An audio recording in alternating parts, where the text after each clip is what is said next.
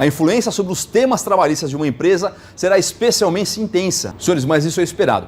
Porque devido a essa quantidade enorme, monstruosa de informações que são coletadas, que são processadas pelos recursos humanos, pelo RH, pelo departamento pessoal, em suas ações diárias, já se vê o peso do impacto da Lei Geral de Proteção de Dados. Então eu vou te dar um exemplo aqui para que você entenda. Com relação aos colaboradores, aos terceirizados, ex-colaboradores, profissionais que já foram embora, fornecedores e candidatos que naturalmente envolvem dados e muitas vezes dados confidenciais, nós teremos que revisar todos os processos, absolutamente todos. Então eu estou falando aqui de dados como, por exemplo, registros médicos, históricos profissionais, níveis salariais, de cargos, de e-mails, de documentos de identificação, de qualquer tipo de dado que seja pessoal, seja sensível ou não. Não se esqueçam disso, porque todos esses dados são protegidos pela LGPD. E é por isso, por essa concentração de dados, que o advogado trabalhista ele passa a ter uma responsabilidade ainda maior após o início da vigência da lei. E quando eu falo isso, para deixar bem claro, eu estou falando aqui sobre o aspecto de controle, de compliance,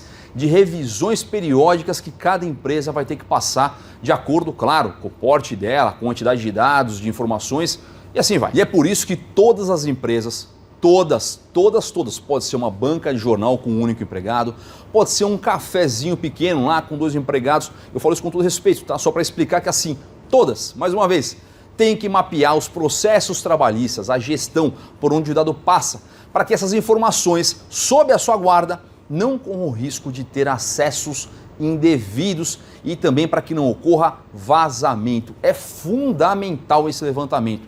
Vejam que não importa o tamanho da empresa, o que importa é como se armazena o dado. E o pior é que assim, nós vemos erros nas empresas muito grandes, como também nas empresas muito pequenas.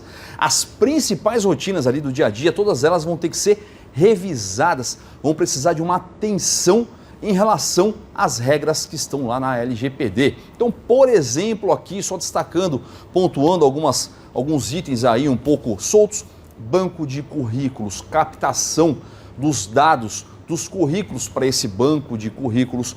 Depois disso também, quais são os dados lá que são disponibilizados para a seguradora de plano de saúde, ao sindicato, a órgãos públicos, para a empresa que fornece vale-refeição, para a empresa que fornece vale-transporte, para a portaria do prédio, vamos supor que é num prédio, para um terceiro que é um cliente. Informações lá que são compartilhadas com o responsável da folha de pagamento, porque sim, esse responsável pode não ser simplesmente um profissional interno na empresa. A grande maioria dos empregadores no Brasil tem esse tipo de função fora, né? Num contabilista, por exemplo, numa empresa lá que faz a parte de gestão de folha de pagamento. Destaco aqui também os exames ocupacionais no geral, tanto os 5 exames ocupacionais que estão lá na NR7, quanto também os exames complementares.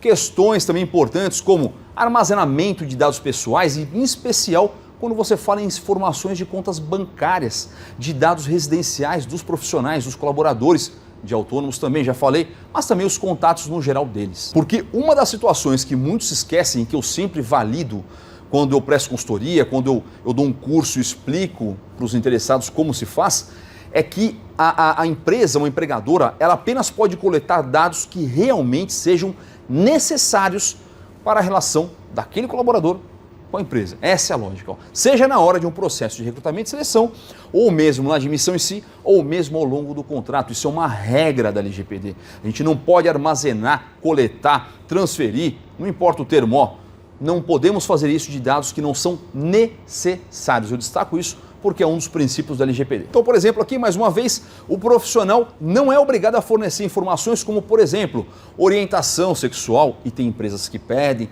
orientação religiosa, política. A única exceção é se a vaga tiver alguma relação com um desses pontos. Então, mas aí é exceção da exceção, da exceção, da exceção, da exceção, da exceção. É 0,0001% do número de vagas que a gente tem no Brasil. Então, é quase impossível que seja um caso que você tenha. E ainda a LGPD, quando a gente considera os advogados trabalhistas, ela tem que ser encarada e analisada com base na cultura organizacional da empresa.